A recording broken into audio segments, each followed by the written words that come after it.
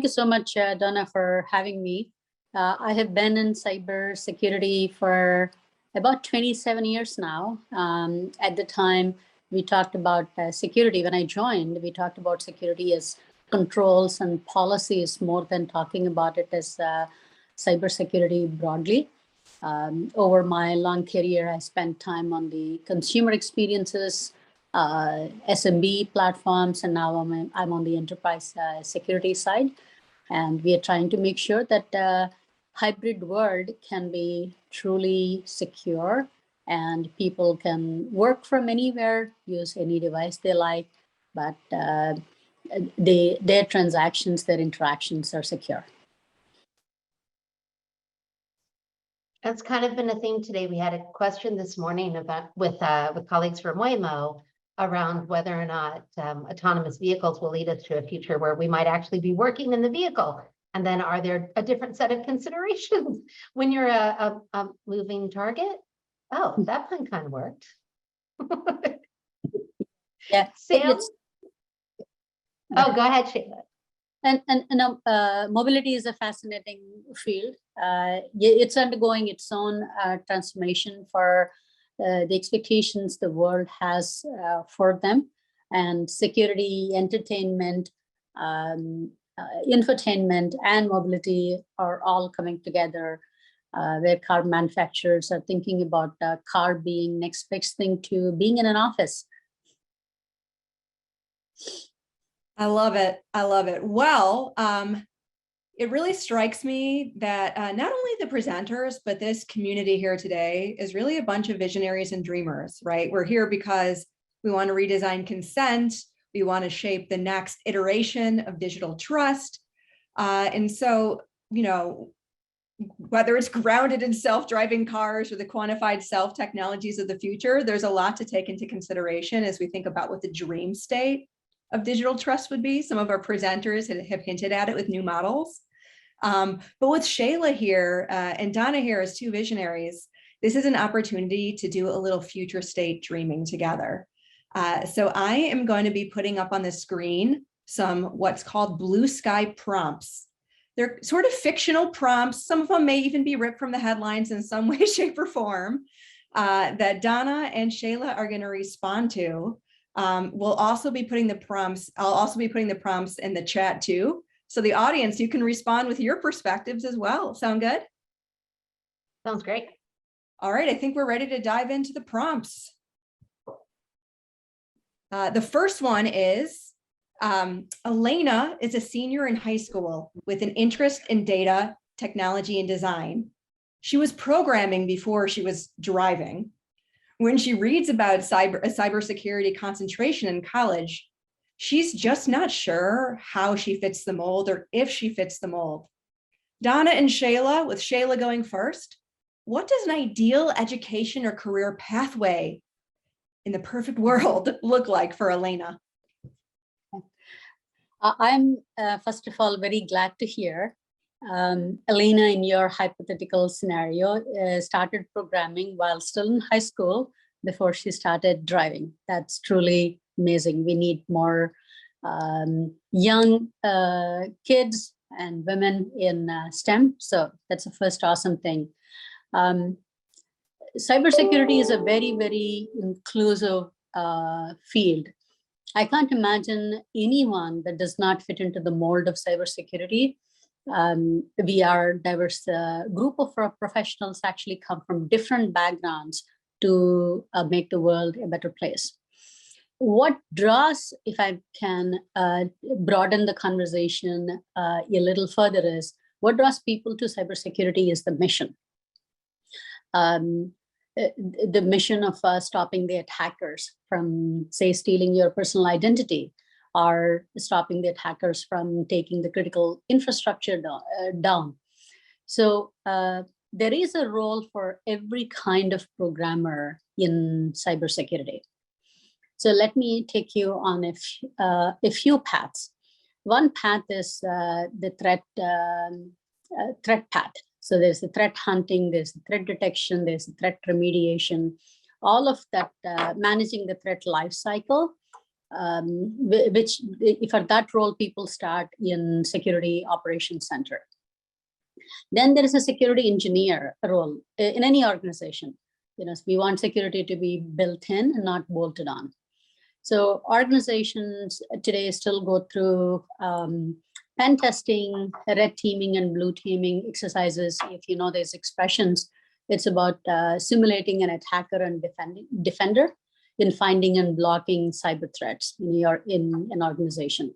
So that's the role of a security engineer. And in organizations like Cisco, where I work, we build security product and security solutions and security platforms, and they're entirely focused on managing the life cycle of security, which is from detection to all the way to protection. Then I also point out the compliance side of the house. So the code that we put in has to comply with certain standards. Each industry has their own standards. And on top of it, a specific company may also have a set of standards, internal standards that they want engineers to comply with. And that is a path in itself. And of late, increasing degree of certifications, federal and regional certifications that are coming in, that is also opening up a new path and a new career choice for people. So net, I would say, if you are an engineer interested in building an application, you're an engineer who's interested in network security, or you're an engineer, cloud application developer, or you really want to understand how to hunt for threats, how to remediate it in a SOC environment, we have a role for all of you. Thank you so much, Shayla. That was brilliant. And I see Jim has a great response in the chat too. So keep those rolling in, audience. Donna, over to you to build on that perspective. I totally agree with Jim.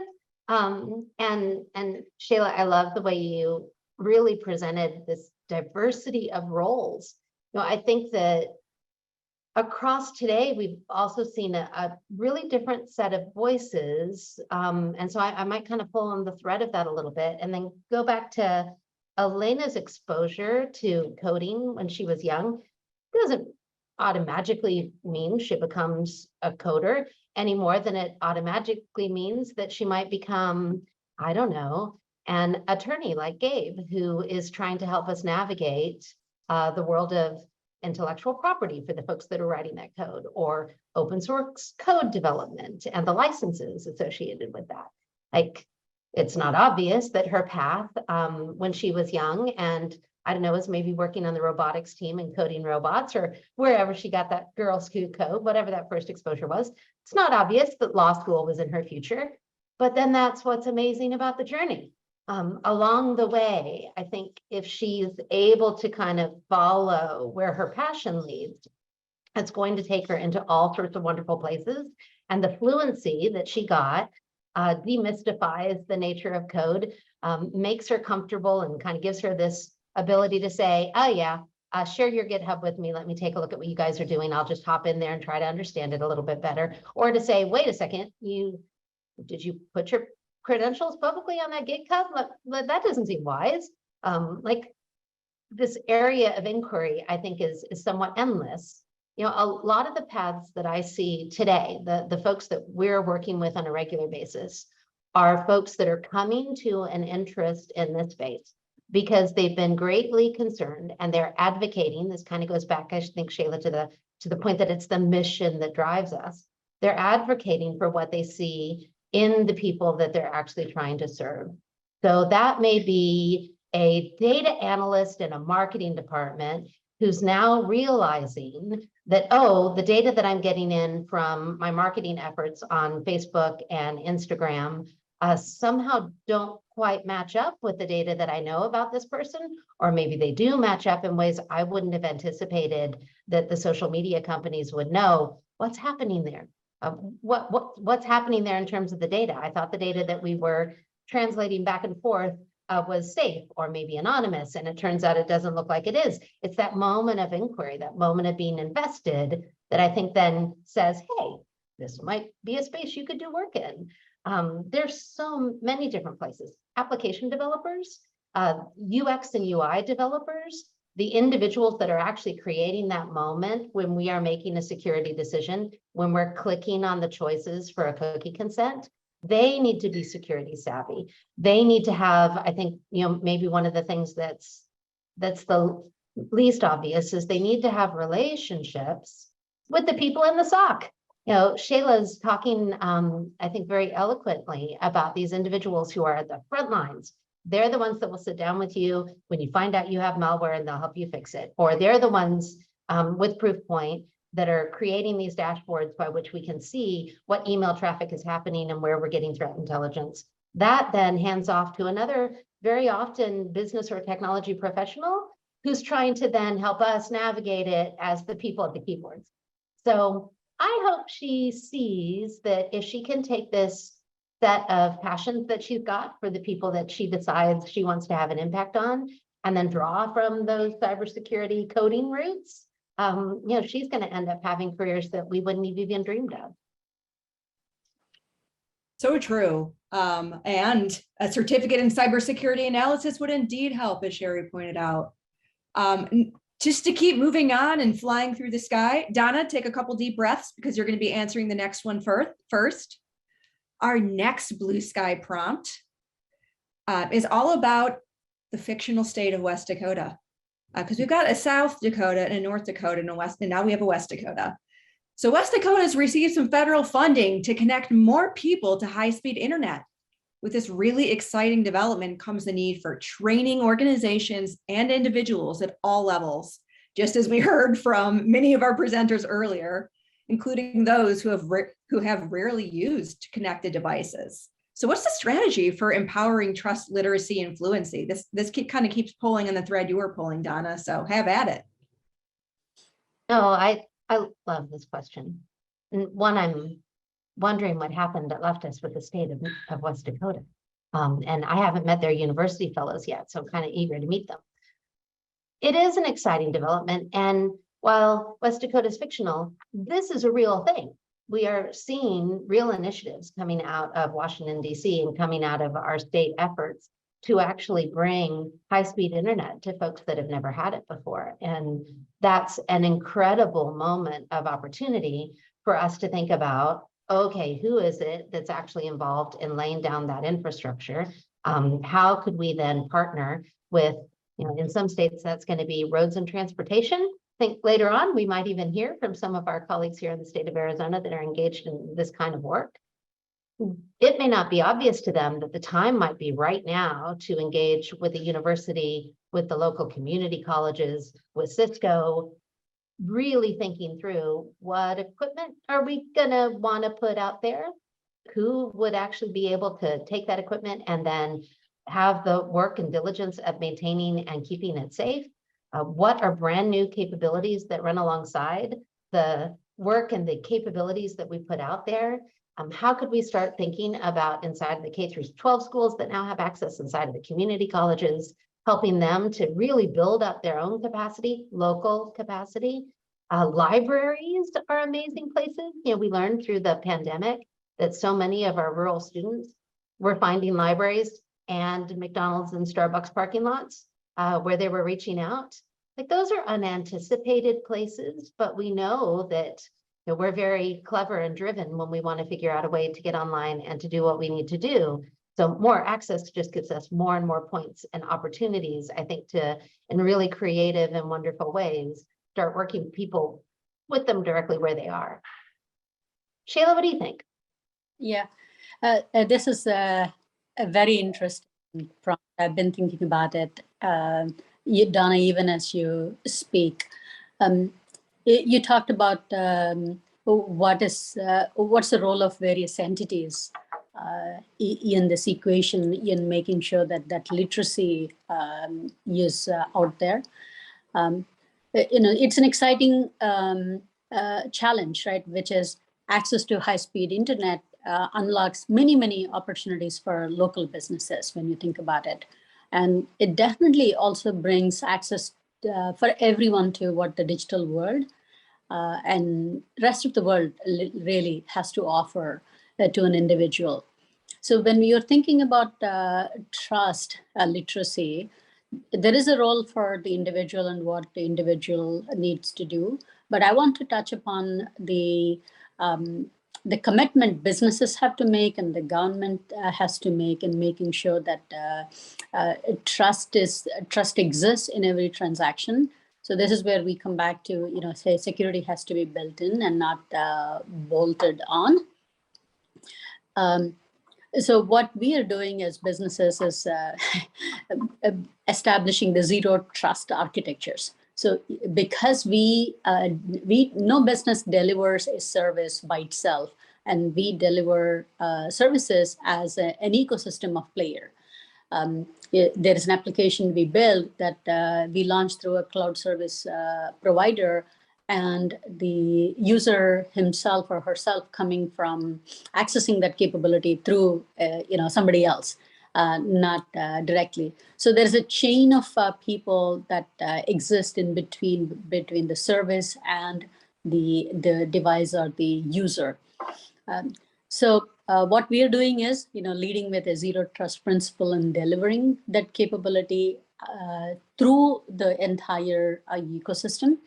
And talking about literacy, though, if you think about what the White House has recently announced in partnership with a lot of security vendors, we're all committing to getting that, getting a large number of individuals trained in cybersecurity with an intent of making sure that those entry-level people coming into cybersecurity are well-trained, well-equipped. So there's a lot to be done here for sure. So much to be done. And hopefully by the year 2050, we'll have made great strides. Thank you so much. I really appreciate your thoughtful responses on this prompt specifically, which brings us to our third. Okay, so I said 2050, but let's, fast forward just a little bit before we get to 2050. The year is 2030. Digital trust is the space where security, privacy, and agency meet to create empowered digital communities. It seems like we're already well on our way there, considering this group.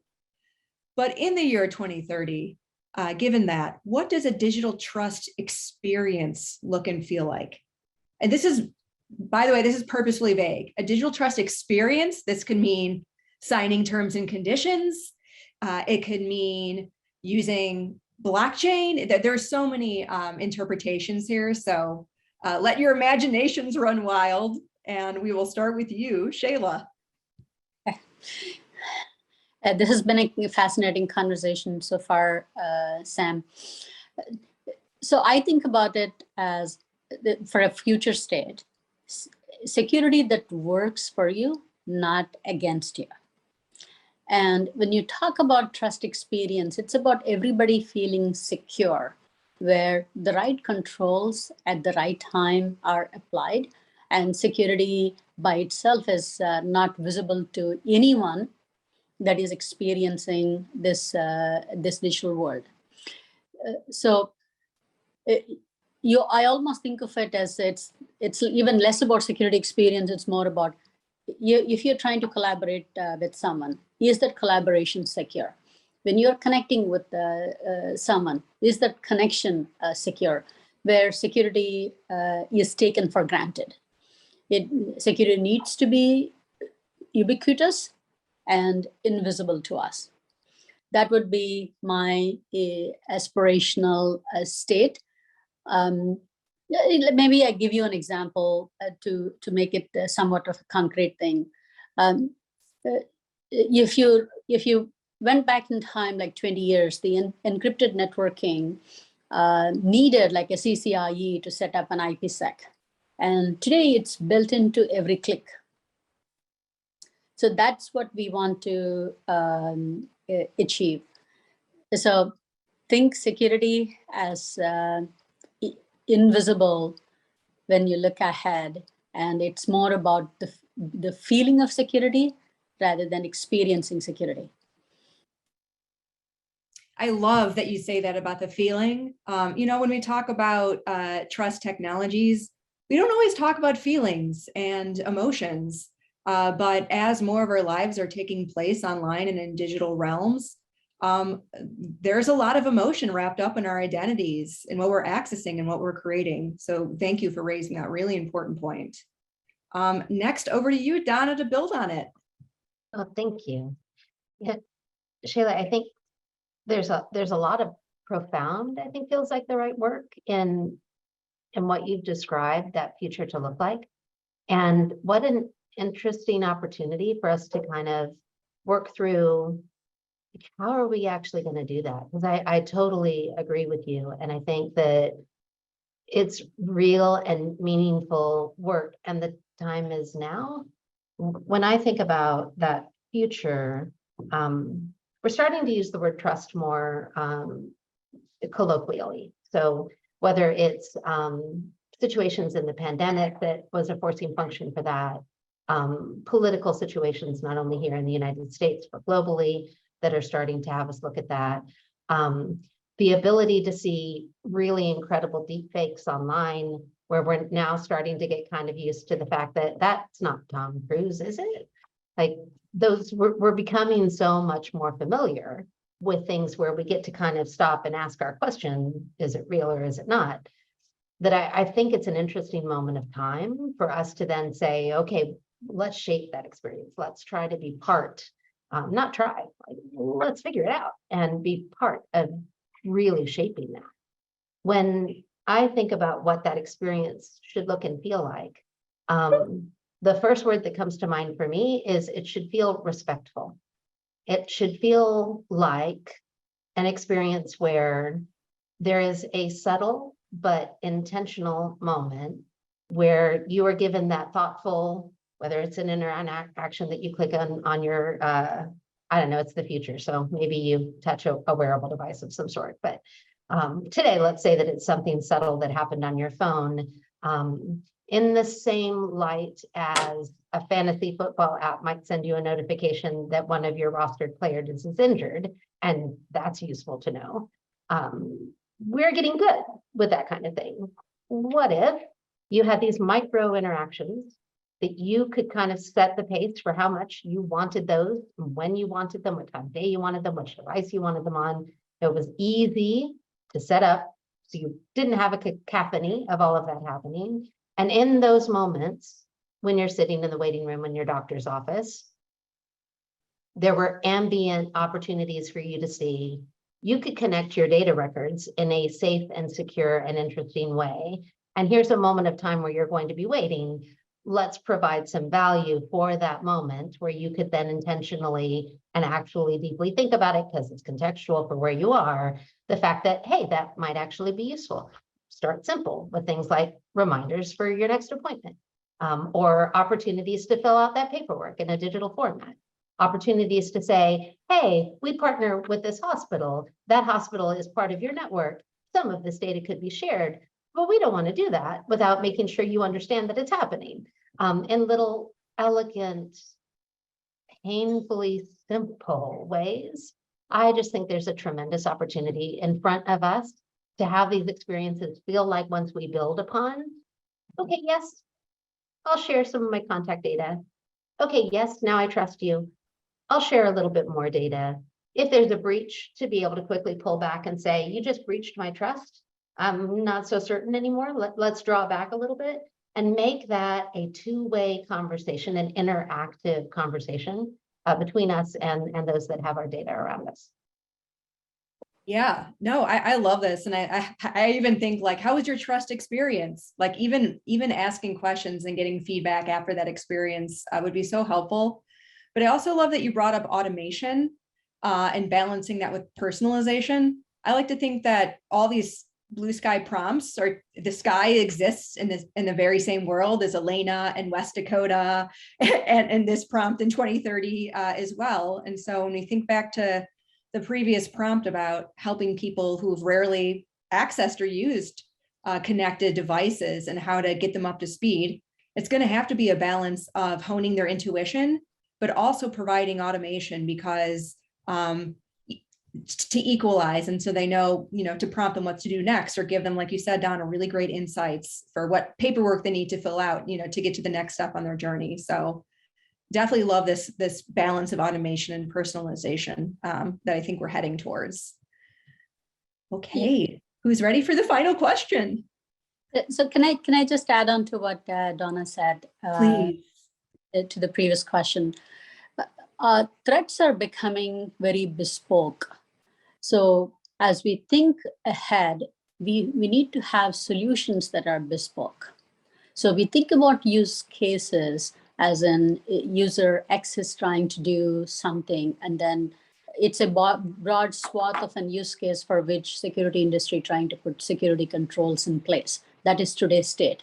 If you think about tomorrow's state, if you said user and user function, if you are delivering a security to a teacher, you're delivering a security to a chef. If you're delivering security to, fill in the blanks for the function, what that security ought to be, I think that's that would be a fascinating way to think about.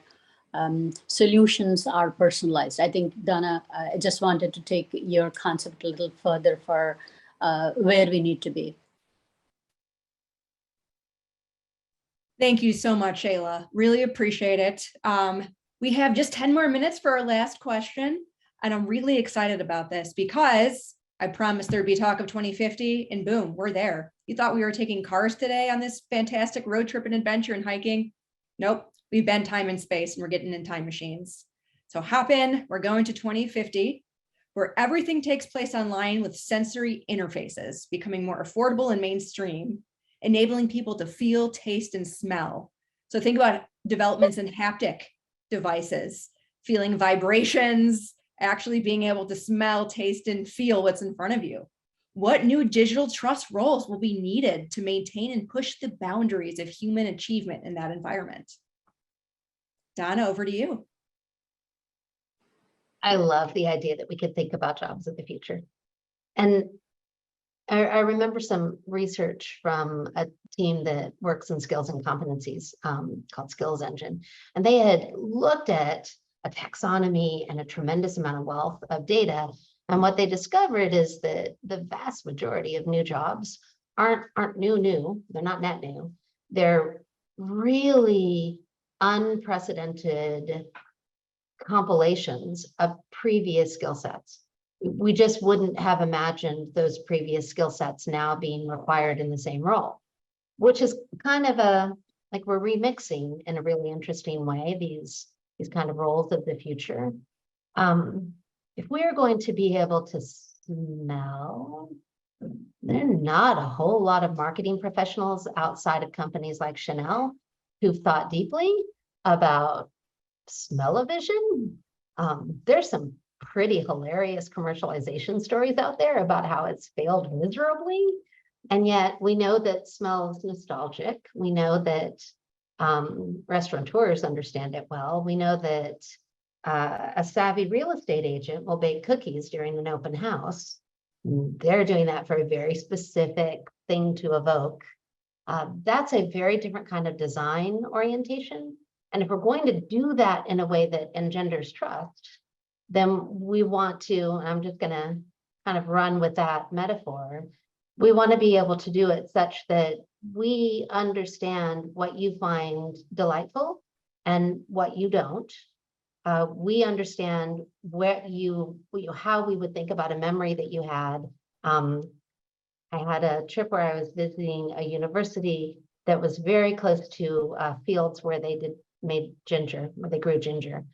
Never smelled anything like being close to that university, and probably never will again. I have a very strong memory of that place because of ginger, which is glorious memory. There are places and moments where I would actually deeply appreciate if my technology could help me remember that moment. On the other hand, that's a pretty private moment. I would want that in a context that I didn't feel was like super creepy. So we've got these kind of design roles, I think, that will come through that I would almost, in this case, with your prompt, I would maybe call them sensory sensitivity designers. who were really trying to be sensitive and oriented towards what somebody really thought would be delightful, and was designing around experiences like that. But that is not a role that exists today. You know, we're barely at the point where we understand that sensitivity design might be something that you would use, say, in a journalism stance or when you're producing media publications. It's nice to have a diversity of readers who can read that with different sensitivities and then help you see things that as an author you might not have seen. We're starting to get towards that work, but a lot more opportunity to come. Yeah. Thanks. I endorse the chief design and sensory officer role. I came in thinking chief design officers will take center stage is how I was thinking about this problem. So every new role kind of came in a tandem with the technology evolutions that are happening.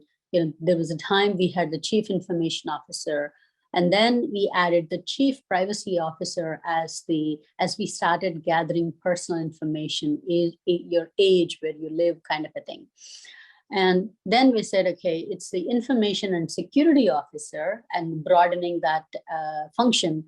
Now, what we are seeing, you know, in between, there was the chief data officer, because as we gathered more and more data, we needed that function to be distinct from the CIO. And most recently, when I'm talking to the CISOs, they are all choosing the term chief technology and security officer to be the term they wanted, because the security controls are in tandem with the technology adoption that we are seeing. So in the future state, when we talk about sensory interfaces, it definitely goes back to that feeling. So a design officer, chief design officer taking the center stage can advise us better for how best to balance understanding a customer and knowing enough about the customer, storing enough about that customer preferences, and not taking that experience too far and making it just right, so that they continue to engage again and again and again. Because as businesses, we all want that repeat experience to be had. So I endorse Donna's idea of chief sensory and design officer role for the future. Just awesome. I can see the post going up soon on Brass Ring. So everyone get your applications ready. And I really, you know, if we had time for a fifth Blue Sky prompt, it'd be a continuation. I'd really like to think through the different steps in a career pathway to get to chief sensory officer and the different types of jobs you can hold to be, you know, to be relevant to hold that leadership position. So really excited about that. And I hope we, as haptic interfaces, you know, find their way and more into mainstream.